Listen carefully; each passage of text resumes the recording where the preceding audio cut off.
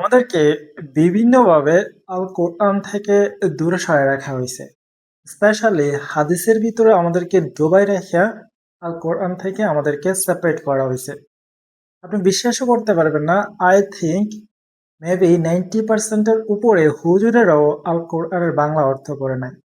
যদি আল কোরআনের বাংলা অর্থ পড়তো তারা হয়তো বা এরকম ভাবে ধর্ম প্রচার করতো না। আর পড়লেও হয়তো বা তারা এটা মানে না। কারণ আল কোরআন আপনি যদি এ টু জেড বাংলা অর্থ পড়েন তাহলে বুঝতে পারবেন প্রকৃত ধর্ম কোনটা, আপনার কি করা উচিত, আপনার কি করা উচিত না। আর প্র্যাকটিক্যালি বাস্তবে আমরা যে ধর্ম দেখতেছি, হুজুররা যা বলতেছে বা ইসলামের যেগুলা প্রসিদ্ধ আছে সেগুলো আসলে আল কোরআনের ধর্ম না। এখন আপনি বলতে পারেন তাহলে হাদিসের ধর্ম কি মিথ্যা নাকি? আল কোরআনের ধর্ম পালন করার পরে না আপনি হাদিসে যাবেন, এতটুকু তো মানবে তাই না? আল কোরআনে যেগুলো বলা আছে সেগুলো বলার করার পরে না আপনি হাদিসে চাইতেন, এতটুকুই তো নাকি? কিন্তু আল কোরআনকে আপনি প্রায়োরিটি দিলেন না, আল কোরআনকে আপনি মানলেনই না, আপনি চলে গেলেন হাদিস সোজাসুজি। আর হাদিস যে কত প্রকার জঘন্য লেভেলের হইতে পারে, হাদিস যে কি পরিমাণ জাল হইতে পারে, হাদিস যে কি পরিমাণ বানোয়াট হইতে পারে সেটা আপনি মানে চিন্তা বা কল্পনা করতে পারবেন না। আমি বেশিরভাগ নাস্তিকের ভিডিওগুলো দেখি, তারা অযৌক্তিক কিছু যুক্তি দেয় যেগুলো হাদিস নির্ভর। মানে হাদিসে এমন কিছু প্রাসঙ্গিক কথা বলা আছে, অপ্রাসঙ্গিক কথা বলা আছে, আসলে তারা নাস্তিক হওয়ার জন্য এগুলো পারফেক্ট, কারণ ধর্মের সাথে এগুলো যায় না। কিন্তু আল কোরআনে আপনি ওইরকম অসঙ্গতি পাবেন না। যদি আল কোরআন অসঙ্গতি পাইতেন তাহলে তো সেটা সৃষ্টি করতে ধর্মগ্রন্থ হইতো না। সো আল কোরআন আমাদের মুসলমানের বেস্ট। যারা নাস্তিক আছে, যদি আমার ভিডিওটা দেখে থাকেন, আপনি আল কোরআন নিয়ে রিসার্চ করেন। যদি আল কোরআনে কোনো অযৌক্তিক জিনিস পান, আল কোরআনে যদি অযৌক্তিক কোনো কথা পান, তাহলে আপনি এথিক্সড হয়ে যান, সমস্যা নেই, কারণ আল কোরআনে আপনাকে বোঝাইতে পারতেছে না। আর যদি স্বাভাবিক চিন্তা, কমন সেন্স আপনি বুঝেন যে আল কোরআন পারফেক্ট মানব জাতির জন্য, তাহলে আপনি অ্যাটলিস্ট চিন্তা করেন বা মানেন একজন সৃষ্টিকর্তা আছে। সেটা আল্লাহকে মানতে হবে এতটুকু না, কিন্তু সৃষ্টিকর্তা বলতে একজন আছে সেটা আপনি মানেন। যাই হোক, মুসলিমদের আর উদ্দেশ্যে আমি কিছু জিনিস বলবো আজকে। যে আপনারা হয়তো বা এই সূরায় গেছেন না, বা এই সূরার অর্থগুলো জানেনই না। তো সূরাটার নাম হচ্ছে সূরা জিলজাল, 99 নম্বর সূরা। অনেক সময় হুজুরদের মুখ থেকে অনেক সময় শোনা যায় জিলজালার পুরো অর্থগুলো আমি পড়বো।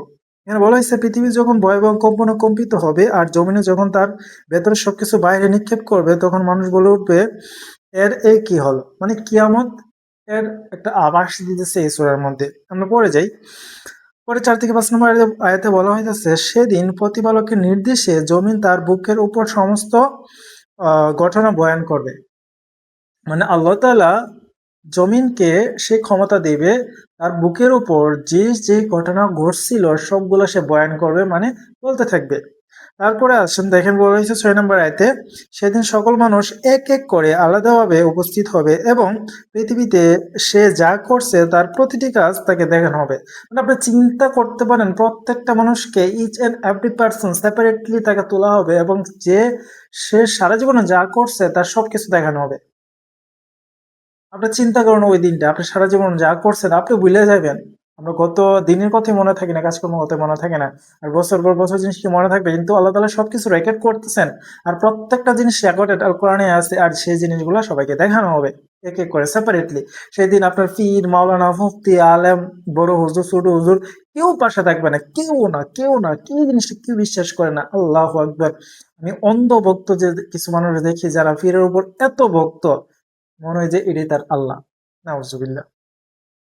তারপরে সে পৃথিবীতে অনুপরিমাণ সৎকর্ম করেছে সে তা দেখতে পাবে, এবং আর যে অনুপরিমাণ অন্যায় করেছে সেও তা সুস্পষ্টভাবে দেখতে পাবে। আল কোরআনে বলা হয়েছে, আপনি যতটুকুই একেবারে ছোট থেকে ছোট পরিমাণ গুনাহ করলে সেটা দেখতে পারবেন, এবং ছোট থেকে ছোট পরিমাণ পূর্ণ করলে সেটা দেখতে পারবেন, এবং সেই মোতাবেক আপনার হিসাব নিকাশ করা হবে। ট্রাস্ট মি, আল কোরআনে বলা আছে আপনার সাথে কেউ থাকবে না, কেউ না, কেউ না। প্রত্যেকটা মানুষকে আলাদা করে করা মানে তোলা হবে, এবং প্রত্যেকটা মানুষের বিচার আলাদা হবে। কেউ কাউকে সাপোর্ট করবে না, কেউ কাউকে সাপোর্ট করবে না, সাপোর্ট করার ক্ষমতাই রাখবে না।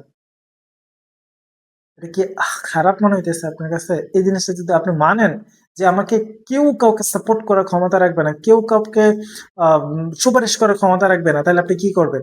তাহলে আপনি অন্যায় করা বন্ধ করে দিবেন, আপনি অপরাধ করা বন্ধ করে দিবেন, আপনি ভালো কাজ করবেন, আপনি কোরআনের আদেশ মানবেন। তাহলে এটা তো ভালো জিনিস, এই কনসেপ্টটা কনজিউম করা মানে গ্রহণ করা। আর যদি আপনি এই কনসেপ্টটা না মানেন, আপনার যদি কোন যে আমার পীর আমাকে উদ্ধার করে দিবে, আমার এই আমারে উদ্ধার করে দিবে, আমার সেই উদ্ধার করে দিবে। তাহলে আপনি অন্যায় করবেন, অপরাধ করবেন, মানে অন্যায় এবং অপরাধ করার একটা রাস্তা খুলতেছেন মূলত আপনার পীরের দোহাই দিয়ে। এই জন্য মূলত আল কোরআন মানতে অনেকের চুলকানি ওঠে। আল কোরআন সেজন্যই মানে না, কারণ আল কোরআন যদি হুবহু মানতে চায় তাহলে তার সমস্ত অপরাধ করার দরজা বন্ধ হয়ে যাবে। আর আল কোরআন থেকে দূরে সরে গেলে সে তার অপরাধ করার রাস্তাগুলা এক একটা করে বের করতে পারবে। সো চিন্তা করেন পরকালের কথা। ঠিক আছে? আসসালামু আলাইকুম।